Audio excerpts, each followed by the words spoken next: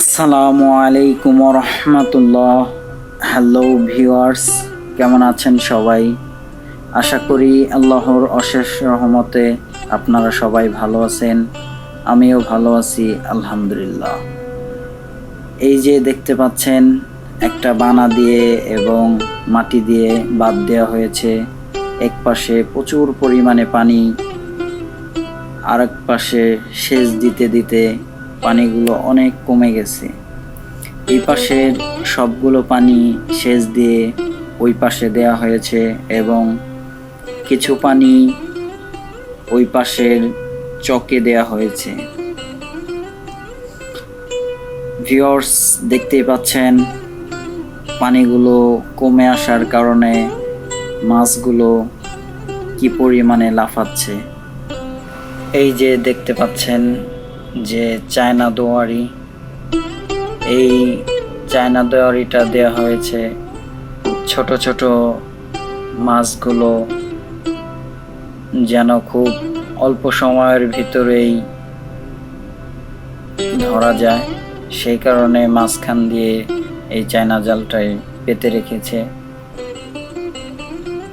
হয়তো দেখতে পাচ্ছেন চায়না জালের ভিতরে অনেকগুলো মাছ পড়েছে। এত মাছ দেখলেই আসলে মনগুলো ভরে যায়। মাছগুলো খাওয়ার থেকে আমার কাছে ধরতেই বেশি ভালো লাগে।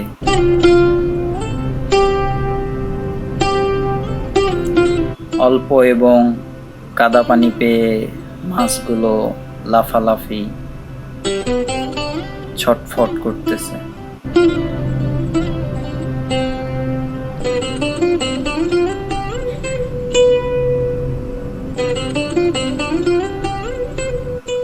ইস, দেখে মনে হচ্ছে যেন এক মাছের মেলা।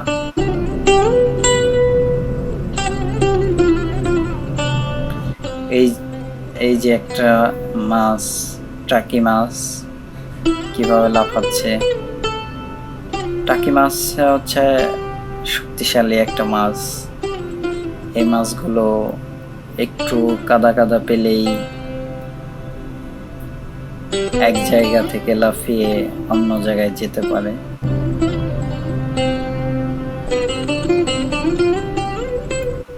ভিউয়ার্স, দেখতেই পাচ্ছেন কতগুলো মাছ, দেখে খুবই ভালো লাগছে। আজকে অনেক দিন পর মাছ ধরলাম, সেই ছোটবেলার কথাগুলো মনে পড়ে গেল।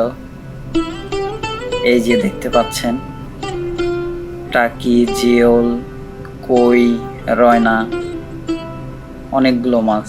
মাছগুলো আলাদা করা হচ্ছে, এগুলো আবার বাজারে বিক্রি করবে, সে কারণে বাছনি দিয়ে আলাদা আলাদা করে রাখছে। বর্তমানে এই মাছগুলোর অনেক চাহিদা এখন।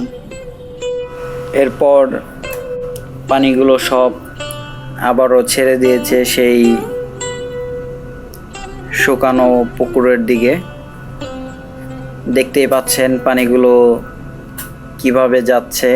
নদীতে যেমন করে নতুন জ্বর আসলে যেই চোদগুলো থাকে, সেরকমই পুরো বিলটা আবারও ভরে যাচ্ছে পানি দিয়ে। ভিউয়ার্স, আমার ভিডিওটা যদি ভালো লেগে থাকে অবশ্যই লাইক, কমেন্ট, সাবস্ক্রাইব করবেন। ধন্যবাদ সবাইকে।